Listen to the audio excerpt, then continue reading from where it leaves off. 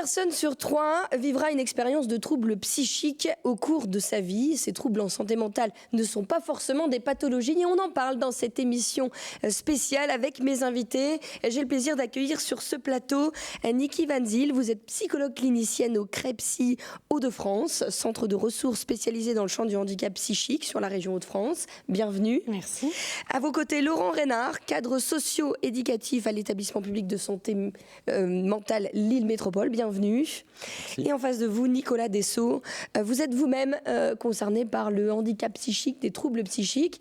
Vous êtes schizophrène. J'ai envie de vous poser la question, Nicolas, déjà. C'est quoi un schizophrène ? Une personne qui est, je préférerais dire une personne en situation de handicap, donc une personne qui est atteinte de schizophrénie et pas définir la personne par la maladie. D'accord. Donc, comme moi, je ne me dis pas schizophrène, je suis atteint de schizophrénie. Et une personne qui est atteinte de schizophrénie, c'est quelqu'un qui connaît ce qu'on pourrait définir comme des périodes psychotiques qui peuvent être, quand on a de la chance, traitées par un traitement qui est souvent les neuroleptiques.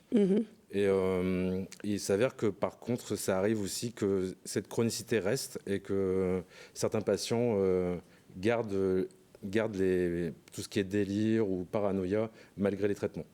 Merci de venir témoigner sur ce plateau parce que c'est pas toujours évident de parler de ces maladies.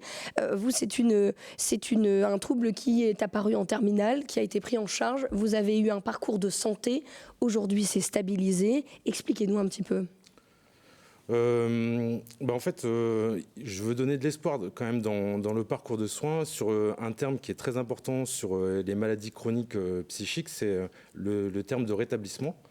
Et en fait, dans mon parcours de soins, ce qui m'a permis de retrouver une vie normale, c'est vraiment cette étape de rétablissement qui est très importante parce que faut garder espoir surtout les jeunes, je pense aux jeunes, parce que c'est une maladie qui arrive quand on a souvent 18, 19, 20 ans. Et en fait, faut pas croire sa vie finie parce qu'on a cette maladie. On peut toujours retrouver un rétablissement qui pourra nous permettre de rebondir et de se réinsérer professionnellement et d'avoir une vie épanouie. C'est vraiment important pour vous, ce message d'espoir, et vous avez raison. Je me tourne vers vous, Niki Van Zyl, vous êtes psychologue clinicienne. Là, on parle d'un des troubles, évidemment. Vous accompagnez ce centre de ressources, les personnes concernées, mais aussi les gens autour. Bien sûr. Comment on peut déjà définir, pour les gens qui nous regardent, le handicap psychique ? Mettons des mots derrière. Alors, le handicap psychique, c'est dès qu'il y a un trouble mental et une situation qui est compliquée à vivre. Donc, ça peut être au niveau professionnel comme ça peut être au niveau personnel. On parle de quoi ? Alors, mettons des mots, on parle de gens qui peuvent faire une dépression, on parle de burn-out, on parle de ces choses-là, on peut citer quelques troubles. Tout ce qui est troubles anxieux, donc il y en a pas mal. Troubles addictifs, le trouble de l'humeur, comme la dépression que vous citiez tout à l'heure, troubles du spectre de la schizophrénie aussi, et autres troubles psychotiques, et troubles aussi des conduites alimentaires. Donc c'est des choses qu'on retrouve fréquemment. Un mot sur le CREPSI, un centre de ressources, ça veut dire qu'on y trouve les questions, les réponses aux questions qu'on se pose, mais c'est aussi un centre de ressources, c'est-à-dire qu'on y trouve évidemment toute la documentation. Comment vous accompagnez les personnes directement concernées ou l'entourage ? En fonction de la demande, en fait. Donc, si c'est une demande d'accompagnement à court terme, les portes sont ouvertes pour ce genre de demande.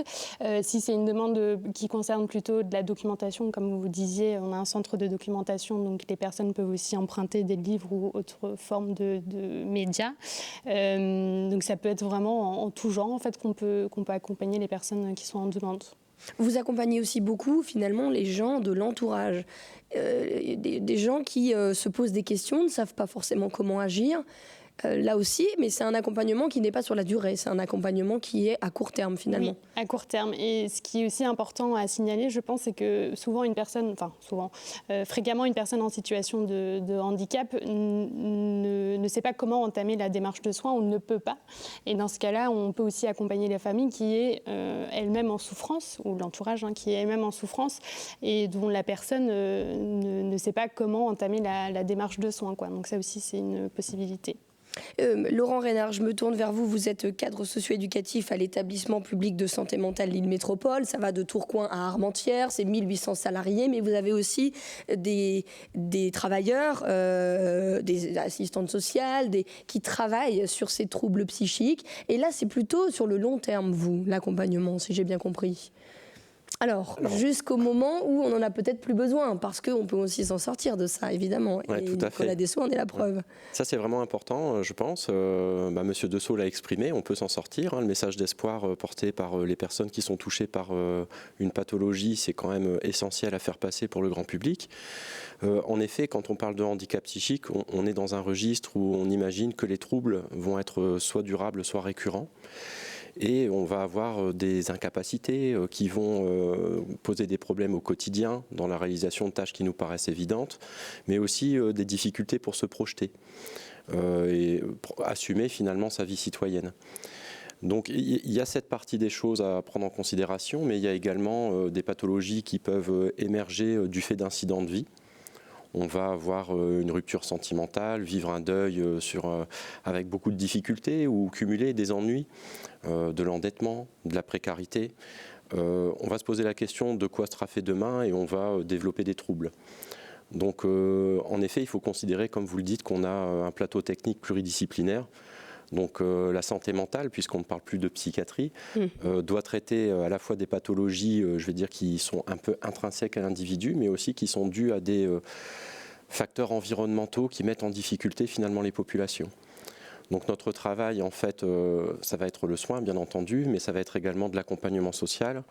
Et puis, il y a d'autres métiers. On a un plateau technique très large et on travaille beaucoup avec l'extérieur, avec le milieu associatif, avec ce qui se passe dans la cité, puisque la santé mentale, maintenant, elle a, je vais dire, une empreinte citoyenne qui est très importante. Et on travaille aussi beaucoup avec les usagers, la parole des usagers eux-mêmes, ou leurs représentants associatifs, ou les familles. C'est important ce que vous dites, il y a vraiment un réseau d'associations, de structures qui existent dans notre région. Parmi les structures existantes, on trouve les GEM, les groupes d'entraide mutuelle, des lieux d'accueil, d'échange, d'entraide pour les personnes fragiles. Ça leur permet de rompre l'isolement et de retrouver une vie sociale. Frédéric Touchard s'est rendu pour nous au GEM de Maubeuge. Regardez.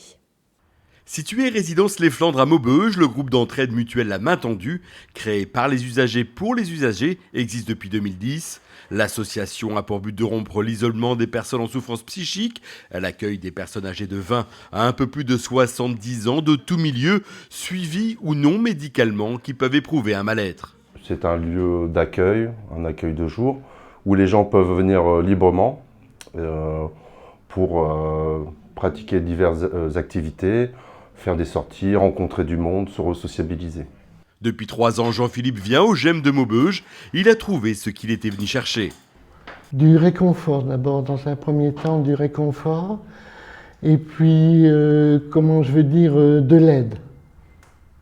J'ai beaucoup été aidé par Corinne, qui m'a énormément secouru à un moment où j'étais dans une période difficile. Et ça m'a remis sur les rails. Les adhérents qui viennent en journée ont le choix des activités qu'ils souhaitent faire. Tout est à disposition, mais rien n'est obligatoire. Le but étant de créer des interactions. Des activités extérieures sont aussi régulièrement organisées. J'aime bien faire les activités manuelles. Et puis j'aime bien les copains, les copines. Le GEM de Maubeuge est ouvert tous les jours de la semaine et les adhérents aiment s'y retrouver. Il y a de l'entraide. Même entre adhérents, entre tous, on peut dialoguer, on peut évoquer ses problèmes, en parler, et ça fait du bien. Donc ça fait comme une famille. On se rend bien compte dans ce reportage, Nicolas Dessau, de l'importance de ne pas rester isolé. Ça a été votre cas, vous avez été bien entouré. Oui, tout à fait. Dans cette maladie, en fait, on a des mécaniques qui entraînent beaucoup de patients à cause de la pathologie, à avoir de l'isolement. Et en fait, les GEM ou le réseau personnel, comme moi j'ai ma famille qui m'a toujours soutenu, mais des amis d'enfance que j'ai toujours gardés dans ma vie. Et c'est vrai que c'est une source de stimulation aussi pour justement aller vers l'extérieur, reprendre des activités et vivre avec ce qu'on appelle la cité en sortant. C'est ça, se réinsérer socialement, voilà, professionnellement, ce que vous avez fait, évidemment, et vous êtes vraiment, merci pour ce message d'espoir, Nicolas. C'est important ça, l'isolement. Un autre fait important, Laurent Reynard, c'est plus c'est pris tôt en charge, et mieux ça se passe et mieux on s'en sort finalement. Oui, tout à fait. En fait, l'idée pour nos services, c'est de multiplier les lieux d'accueil, d'avoir des antennes de consultation ambulatoires. Alors, il en existe pour chaque habitant finalement, puisque le dispositif il est prévu pour accueillir chaque habitant, quel que soit le lieu de vie de cette personne. Donc, c'est à la fois des antennes ambulatoires et puis c'est aussi l'idée d'aller vers l'usager, d'aller vers la personne, parce que quelquefois, en effet, on a des représentations négatives sur les soins, on imagine des choses, mais malheureusement, c'est souvent erroné. En effet, nous, on accueille le tout public, il ne faut pas hésiter à consulter dès qu'on ressent une souffrance au travail, du harcèlement ou quoi que ce soit, ou des troubles qui sont émergents autour de l'addiction, des comportements qu'on n'a pas habituellement. Et l'idée, c'est de venir vers nous ou de nous laisser aller vers. Donc on peut aussi se rendre au domicile, on a développé des équipes mobiles. Et cette avec mobilité, tout ce qu'il faut pour aller au plus près des gens. Et c'est vrai que dès qu'on se pose une première question, ne pas hésiter. Je suis ravie de vous avoir autour de la table parce qu'on évoque très rarement ce handicap psychique. Il y a des idées reçues. Le CREPSI se bat un peu au quotidien pour enlever ces barrières, ces préjugés. Niki ? Tout à fait, tout à fait. Quotidiennement. Il faut absolument, finalement, le meilleur moyen, c'est d'informer sur tout ça, et c'est ce que vous faites au quotidien. Oui, il faut informer pour déstigmatiser. Il y a beaucoup d'idées reçues et elles sont souvent assez loin de la réalité. Donc, voilà. Le centre de ressources, le CREPSI étant un centre de ressources, vous retrouvez bien sûr sur le site internet du CREPSI Hauts-de-France toutes les informations et beaucoup de documentation pour en savoir plus sur ces troubles psychiques. Je vous remercie à tous les trois d'avoir été avec nous. Et puis rendez-vous sur le site internet du CREPSI. À très bientôt, au revoir.